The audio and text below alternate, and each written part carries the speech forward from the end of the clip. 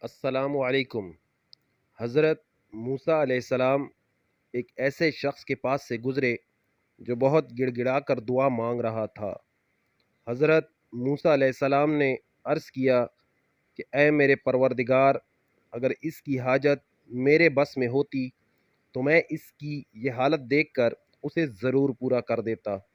اللہ نے وحی فرمائی، اے موسیٰ، میں آپ سے زیادہ اس کے لیے رحمت والا ہوں، لیکن یہ دعا تو مجھ سے مانگ رہا ہے جبکہ اس کا دل اپنی بکریوں کے ریوڑ میں اٹکا ہوا ہے۔